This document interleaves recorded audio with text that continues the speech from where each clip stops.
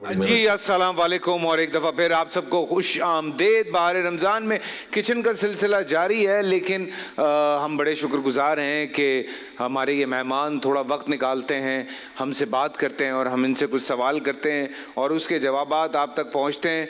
एक दफ़ा फिर मैं बहुत शुक्रगुजार हूँ कि उन्होंने वक्त निकाला और यहाँ पे हमारे साथ वीडियो कॉल पे हैं हमारे प्यारे इंजीनियर मोहम्मद अली मिर्ज़ा साहब। अस्सलामु अलैकुम।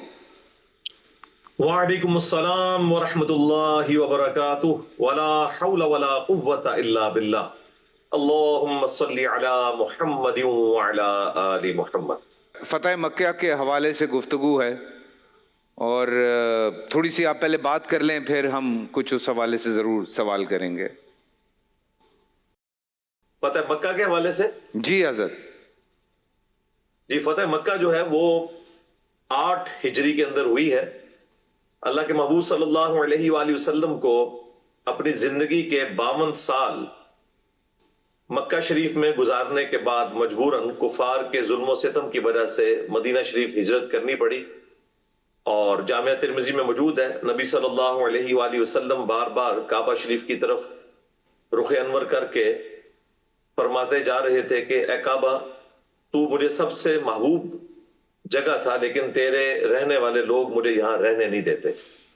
आप सल्लल्लाहु अलैहि वसल्लम को मजबूरन हिजरत करना पड़ी और फिर अल्लाह तबारक व तआला ने ऑलमोस्ट 8 साल के बाद आपको फातेह बनाकर वहां दाखिल किया। जब निकले थे तो गिनती भर मुसलमान थे, कुल 125 के करीब सारे मिलाकर।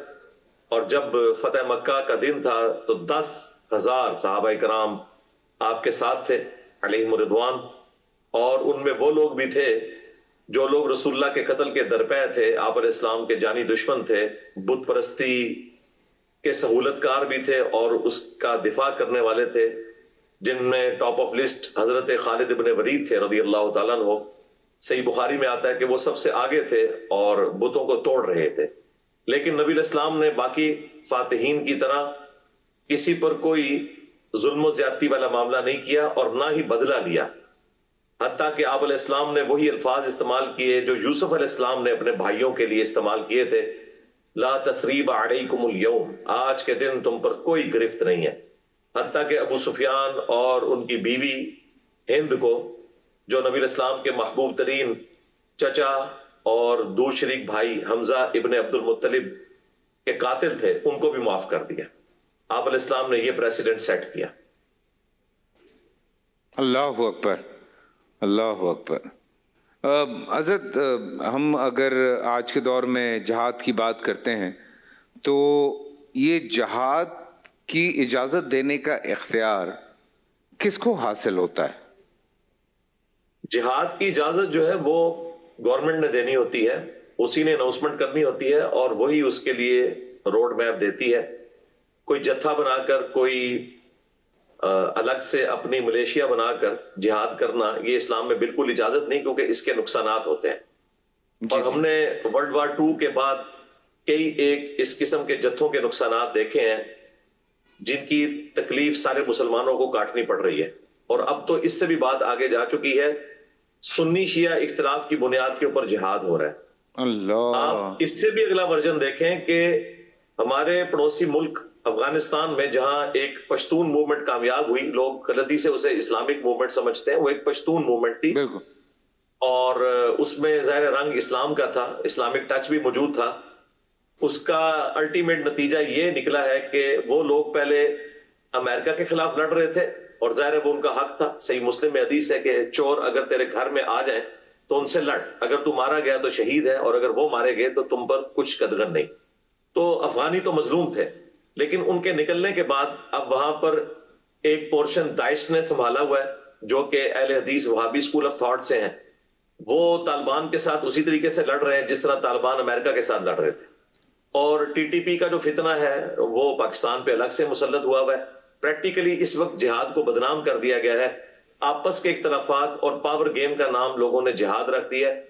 इस जिहाद का कोई लेना देना नहीं है कुरान और सुन्नत के साथ या सहाबा कराम अलैहिम रिदवान के जिहाद के साथ। ये सरासर कत्ल है और इसके बारे में बुखारी मुस्लिम में हदीस है।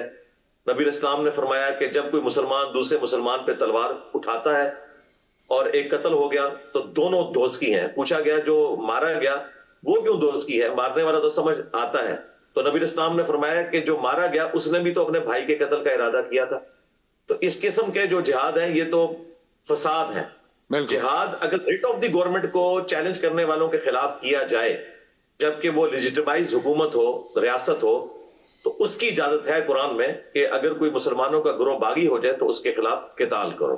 اسی کی بنیاد پر مولا علیہ السلام نے جنگ صفین اور جمل لڑی تھی. بالکل بالکل حضرت. اس پہ نا میں تھوڑی سی اس بات کو اس لیے ایکسٹینڈ کر رہا ہوں کیونکہ مجھے لگتا ہے کہ پچھلے دنوں میں یہ جب ناموس رسالت کے حوالے سے بات ہوتی ہے تو کسی پہ بھی الزام لگا کے اس بیچارے کو جس طرح سے مارا جاتا ہے چاہے وہ کہیں کا بھی ہو. پچھلے دنوں آپ نے بھی اس پہ ایک بات کی تھی، بڑی تفصیل آپ کی ویڈیو ہے اس پہ. لیکن میں چاہتا ہوں کہ ہمارے پروگرام کے تھرو بھی یہ بات جانی چاہیے کہ اس چیز کا فیصلہ کرنا کہ کون بلیس فہمی کر رہا ہے اس کا اختیار بھی کس کے پاس ہونا چاہیے؟ خدا را یہ بھی بتائیے لوگوں کو. جی اس کا اختیار بھی ریاست کے پاس ہے، اور جس مکتب فکر کے لوگ اس طرح وائلنٹ ہو کر لوگوں پر توہین مذہب کا الزام لگاتے ہیں ان کے اپنے بڑوں نے یہ لکھا ہوا ہے. خود آمزہ بریلوی صاحب نے فتاوی رضویہ میں لکھا ہوا ہے کہ کسی انڈیویجول کو اجازت نہیں ہے کہ وہ اگر کسی کو گستاخ رسول سمجھتا ہے تو قانون ہاتھ میں لے کر اس کو قتل کرے، یہ ریاست کا کام ہے. لیکن حیران کن بات ہے کہ انہی کے مکتب فکر سے لوگ اٹھتے ہیں اور قانون کو ہاتھ میں لیتے ہیں، اور اس پر ترا یہ ہے کہ ریاست پاکستان کی سب سے بڑی عدالت جب سپریم کورٹ انہیں پھانسی کی سزا دیتی ہے تو اس کے بعد ان لوگوں کے مزارات بن جاتے ہیں اور لوگ وہاں پر جا کر حاضریاں دیتے ہیں. تو یہ ریاست کا بھی فیلئر ہے کہ ایسے لوگوں کے مزار نہیں بننے چاہیے جن کو سپریم کورٹ آف پاکستان نے قاتل ڈکلیئر کیا ہوا ہے اور ایکسٹرا جوڈیشل ایکٹیویٹی کرنے کے اوپر انہیں سزا دی ہوئی ہے کہ ان لوگوں کو ہیرو بنا کر پیش کیا جائے. یہ تو زیادتی اس اینڈ سے بھی ہو رہی ہوتی ہے. ریاست کا کام ہے کہ اس طرح کے لوگوں کو آڑے ہاتھوں لے. اور پھر دیکھیں کئی ریاستی اداروں کے لوگ ایسے ہیں کہ جو خود فخریہ ایکسٹرا جوڈیشل طریقے سے جو لوگ مارے جاتے ہیں توہین مذہب کے الزام میں اس کو آن کرتے ہیں، اور پھر مولوی ان کے گلوں میں ہار ڈال رہے ہوتے ہیں. یہ آپ نے ریسنٹلی کتنے اس قسم کے واقعات دیکھے ہیں. تو میں اکیلی آواز تھا جو اس کے خلاف بلند ہوا کہ اللہ کے بندو آپ کو پتہ نہیں آپ کتنا خطرناک کھیل کھیل رہے ہیں، اس طرح تو گلی گلی قتل و غارت ہوگا. اب شکر الحمدللہ ہماری ریاست کو تھوڑا ہوش آیا ہے ایف اے ٹی ایف کے بعد اور ضرب عضب اور رد الفساد، خصوصاً رد الفساد میں تو اس قسم کے چیزوں کو ایڈریس کیا گیا. لیکن ابھی بھی بہت زیادہ کام کرنے کی ضرورت ہے. وہ علماء جن کی پبلک میں سے ہے ان سے پریس کانفرنس میں ریاست پاکستان کا کام ہے کہ وہ اس قسم کے بیان دلوائیں کہ کوئی شخص اس طریقے سے اپنی جنت پکی کرنے کے چکر میں کہیں جہنم نہ پکی کر رہا ہو. بالکل بالکل آپ بجا فرما رہے ہیں. اور اس سوال کا مقصد ہی ہے کہ کسی پہ بھی کوئی الزام لگا کے خدا را اس کی زندگی کے ساتھ اس طرح سے ظلم مت کیجیے. یہ اس کو تو آپ مار دیتے ہیں، اس کا پورا خاندان ہے.